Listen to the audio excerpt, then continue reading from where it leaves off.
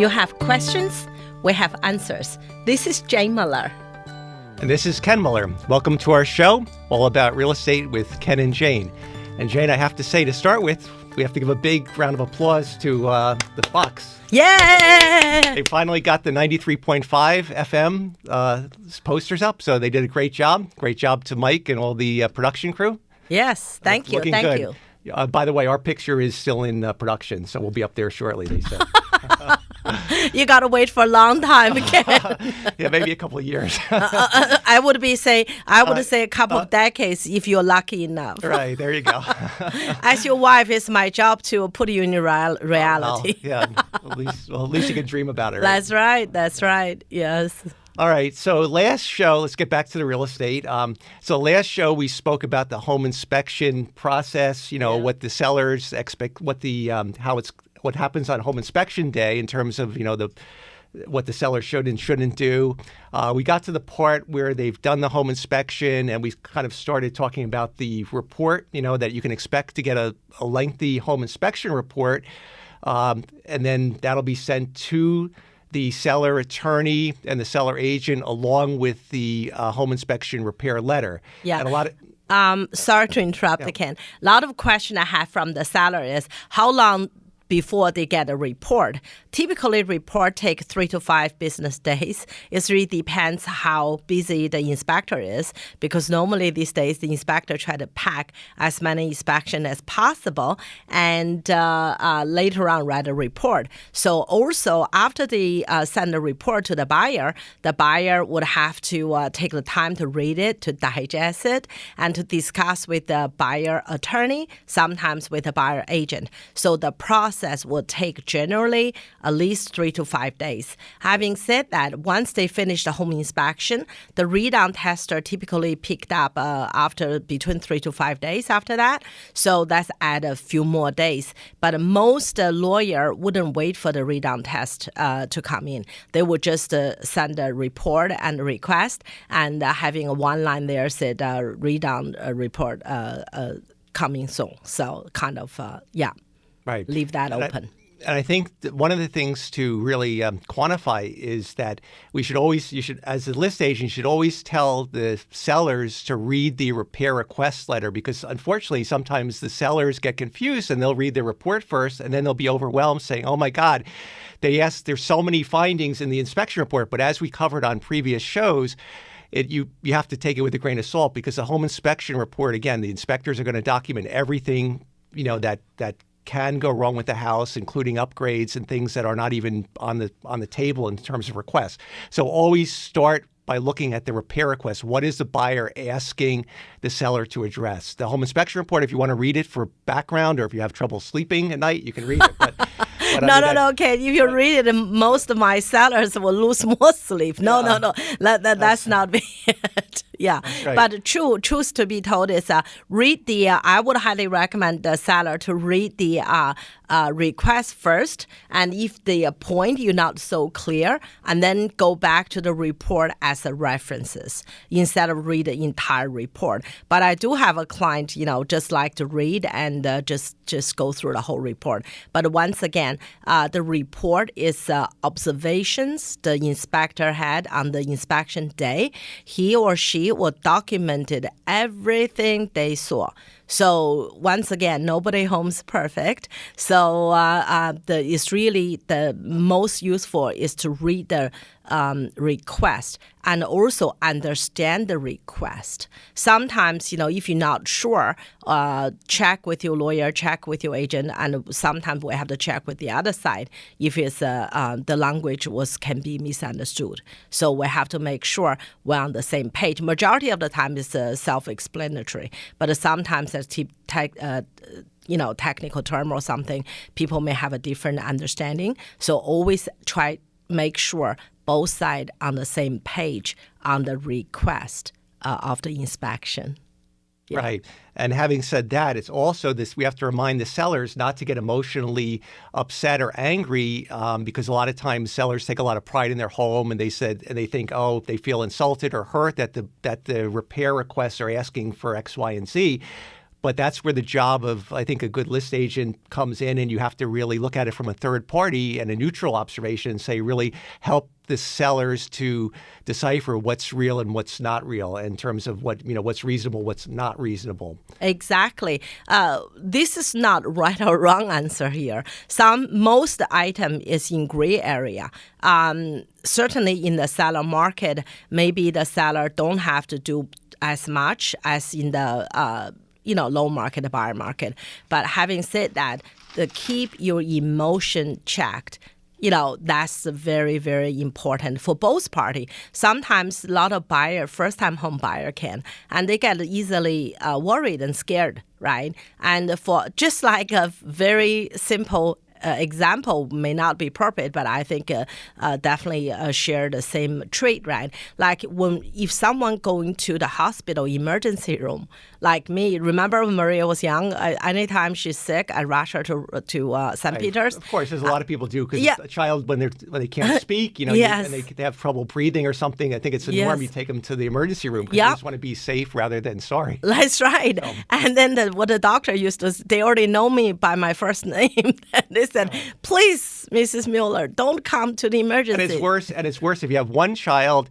You're always, like they say, with the bottles and with everything. With the first child, you boil them, bottle. You boil them, you triple wash them. By the time you get to the second child, maybe you boil them. By the time you have the third, the fourth one, just you're wash it. lucky if you rinse them. Yeah, that's right. It's the same thing when you're over attentive to that very first one. Yeah, because you're nervous, right? Just like the first-time home buyers, you're nervous. We get that. So sometimes, and even with the seller, right, a lot of our clients, they live in the same house for 20, 30, 40 years. For them, it's stressful.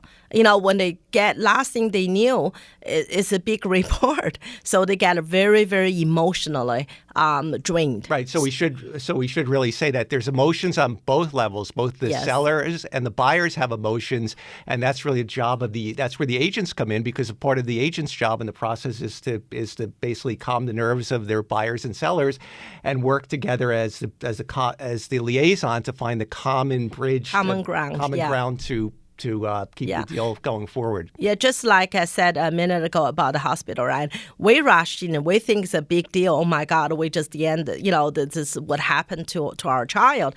But the doctor look at her and say, no problem, just go home. It's a diarrhea, 24 hours, they'll be okay.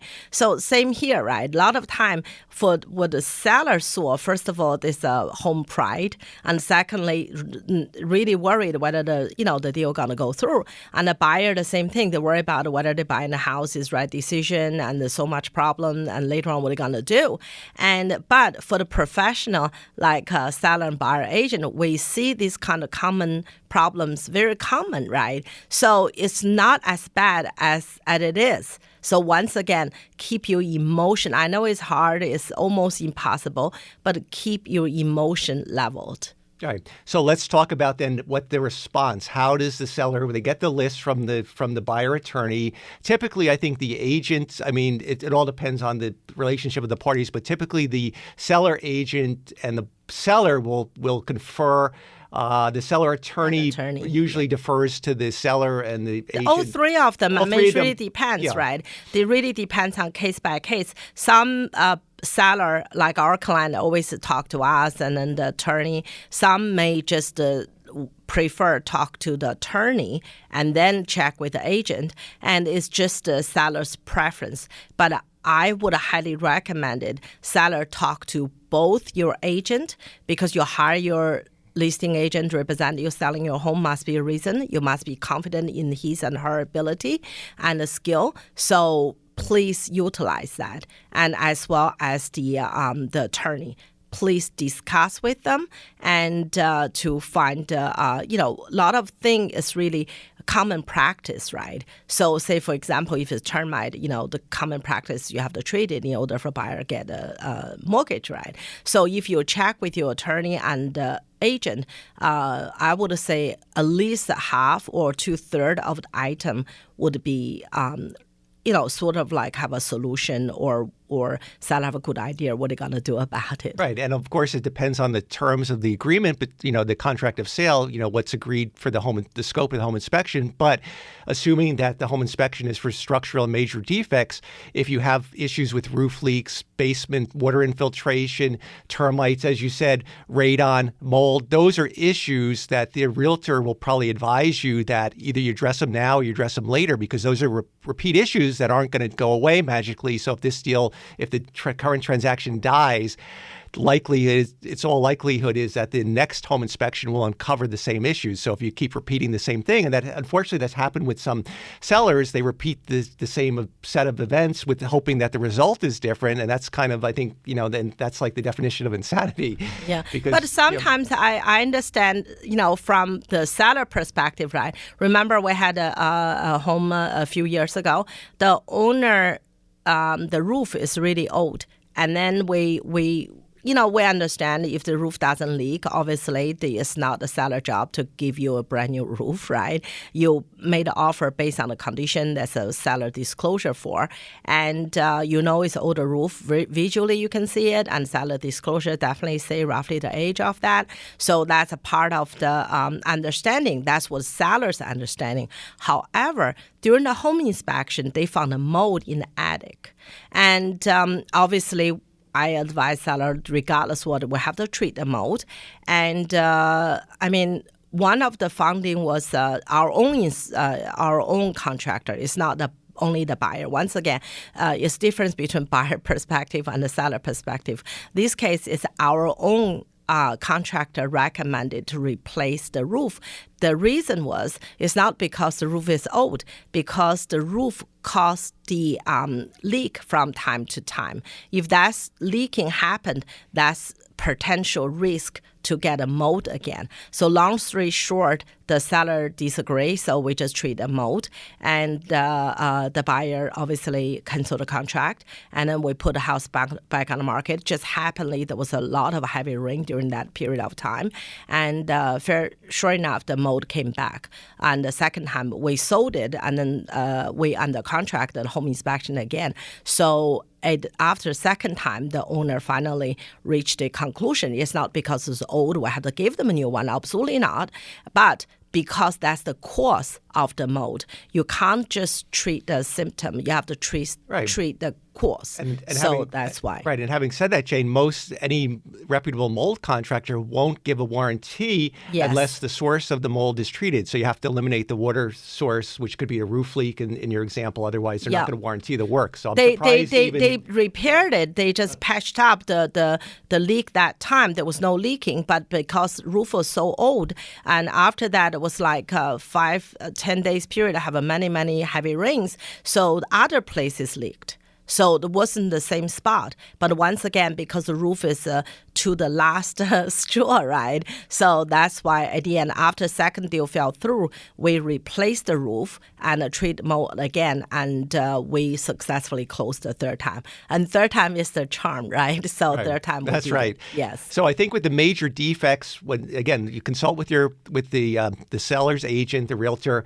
and then the strategy is once you agree what are alleged to be major defects, you want to bring in the contractors. So that's something your realtor, your agent has experience with, and they can help the seller to bring in reputable contractors who will give you an evaluation, whether it is or is not a problem. And then once you have the contractor evaluation, then you can make a decision of what you want to address and what's legitimate and what's not legitimate. And once again, a lot of the request item just based on the home inspector's observation, and they may be a problem, they may not be. There's cases we had with a home that had a vertical crack. At the end, obviously on the report, the buyer was very nervous, and at that point, we brought in engineer.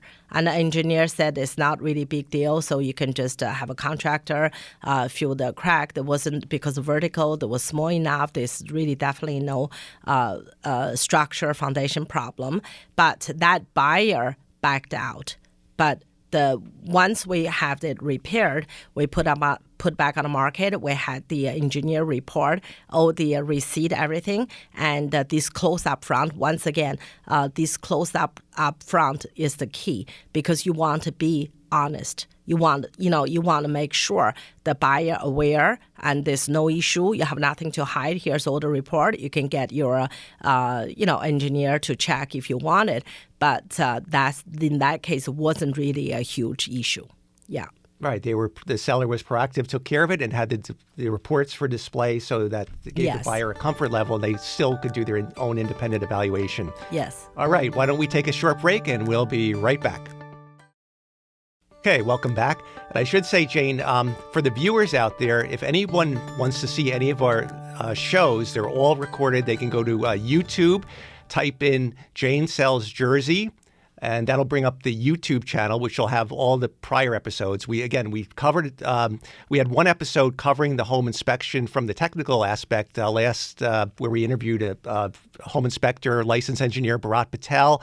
So if the viewers and listeners want to find out more about the technical aspect of the home inspection, they can check out that episode and any of our other prior episodes covering home inspection, mortgages, title, and I lost track. We have so many different things we covered. Yeah. Or if you're not familiar how to look up from YouTube, like myself, I just learned, to be honest with you, you can just go on our website, janesellsjersey.com. Very good. www.janesellsjersey.com. When you go on the website, there's a tab for the videos. So we'll lead you to there. That make it maybe easier for you to find it. Yes. And certainly, we welcome listeners' comments and feedback for future topics. If anyone has anything they'd like us to cover in a future show, send us an email to allaboutrealestatewithkenandjane@gmail.com. Again, that's allaboutrealestatewithkenandjane@gmail.com. Or they can give you a call. Give us a call. You know what? Call me on my cell phone, 732-322-2908. 732-322-2908. Would love to hear from you about the feedback and what you like to cover, what you like about it, what you dislike about it. So that's definitely going to help us continually to improve our show to service you. All right. Very good. So we've spoke now at the home inspection. We're at the stage the seller basically has their buyer's request. They've gone over with their agent, their attorney. They brought in contractors to validate or dispute some of the findings. And what would be the next step in the process? Sorry to interrupt. The next process is your attorney have to write back to the buyer attorney to say what you agree to address, what you don't agree. Because seller don't have to agree with everything, and you can pick and choose which one you think is the most important items. Once again, most buyer, when they ask things, they understand they may not get everything. So don't feel, this is not the end of it. The seller can write back and say what they agree, what disagree. It's just start a communication negotiation. So the buyer, if they disagree, if they're still interested in the property, obviously, they got to come back and say, no, I further negotiate. So when the seller attorney sent back the response to the home inspection items, right? The seller can offer repair or give a credit or bid out both. Because sometimes, say, if the house has a mold, most likely the buyer want to make sure the seller take care of it, have a transferable warranty before they move in. But other items, maybe they want to do it after they move in. So that's all up to negotiation. But one thing to the seller, very important, my experience is, when your lawyer write it back in the letter, make sure, specify who's going to do it. For example, right, changing GFI. Typically, the buyer attorney calling for licensed electrician. But a lot of time, the seller either say, I can do myself, or my contractor can take that simple task. But in the letter, you have to specify if you do yourself, which we don't recommend, because the buyer may not trust the seller does themselves unless you're an electrician or you're a contractor by trade, right? And if you do say seller do it itself, in the letter has to spelled out, seller will do repair, themselves. So in that case, I would recommend you to keep the receipt for the material, either you get from Home Depot, Lowe's, or the plumbing supply. So keep the receipt. But generally speaking, we highly recommend the third-party licensed contractor or licensed electrician, plumber, or this HVAC. Yeah. I think the issue comes oftentimes the buyer attorney will write back for the plumbing. They want a licensed plumber. For the electrical, they want a licensed electrician. And then for the general construction, they want a licensed contractor. Oftentimes, the seller attorney and the seller will prefer to have their licensed contractor perhaps handling some of the plumbing and some of the electrical if they're not really considered like big deal items, because it's more efficient and it's a little bit cheaper, to be honest. Yeah, change the faucet, for example. You know, just a small simple items. So the diverter doesn't work, kind of thing. So sometimes typically seller will like to use the contractor / handyman to do. Regardless who does it, make sure the letter spelled out so that there's no misunderstanding at the closing or the final walkthrough. You know, who performed the work, the receipt, and the warranty, and everything like that, right? And a lot of times, what the sellers say is, it better to do the work or do the repairs and give them the paid in full repair receipts, or do I just offer them a credit because we don't want to be bothered with it? And that really depends on the buyer. Some buyer will prefer a credit. Say, for example, if there's a leaking faucet in the bathroom, just happen the buyer have intention to totally renovate it. So obviously, the credit work out better. Say, for example, if there's a crack on the tile in the kitchen and the bathroom, once again, if the buyer intentions to do the renovation, so obviously credit will be much better. And other cases is like the personal preference, you know, and say, for example, even HSVC, for example, if it's deemed to need to be replaced, the owner really just need to give you a workable HSVC. But for some buyer, they may have a preference in the brand. Right. I mean, just as far as the roof, the same thing, right? Roof can be 20-year warranty, right. Can be 50-year warranty, can be different color, 3D. So that's all come to the seller and buyer's preference negotiation. So that's a case by case credit versus, the repairs. Yeah. Right. Absolutely. Yeah.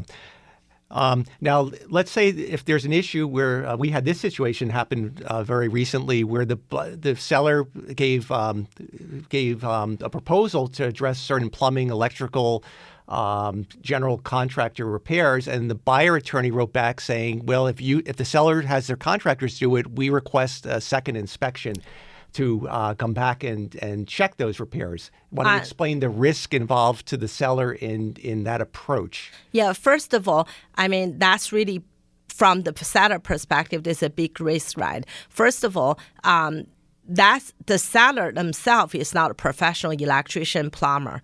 In good faith, they hired licensed people. They paying their cost for the repair. And then if the buyer didn't trust it, they said, I want to have my own inspector come back to inspect, especially 2-3 days before closing. That's really put the seller in a big risk. At that time, how about if the buyer doesn't accept? Right? So in that case, in my opinion, it's create a big mistrust between seller and the buyer when buyer makes such request. To be honest, when I saw the letter, it's both seller called me. They were very not comfortable. I have to agree with them. In our entire career, I really haven't, maybe once and twice, I really didn't have that. Generally speaking, they will take the licensed contractor receipt as a good faith of the work is completed. Obviously, final walkthrough, you have a look, but once again, the buyer is not professional either. Right. You just have a look, make sure it's done. Is somebody just not write a receipt? They did a repair. But most of the cases, you just take the professional word. But in that case, if they really insist for the seller to do the work and later on they come professional to check it, at that time, my seller push it back and say, in that case, you take credit. We are not going to do the repair. You take credit, or you accept the paid in full repair receipts from the licensed plumbers, electricians to do the work. Because basically, by the buyer attorney doing that, they're trying to reopen or extend the home inspection contingency period. And as we've covered in previous shows, typically the home inspection contingency period is anywhere from 7 to 14 days. And within that period, the buyer has to have their inspectors do any and all inspections they want and follow-up inspections. But after that, that's it. Then the seller either addresses the repairs, doesn't address the repairs, they agree, they negotiate, and you move on. But by coming back for a second inspection, that's like kind of reopening the whole inspection contingency, which is not permitted by the contract. Yeah, but once again, the seller attorney, seller agent has to be very much on the alert on that, because in this case, there was just one line buried in the letter. So you really have to read it. Have a very, very good thorough attorney. It's really important. I have normally the agent is secondary as soon as the contract is signed, because the agent is boot on the ground doing the coordinating work, but the lawyer is the person who is the final, make sure the legal side has been tied. Yes. Absolutely.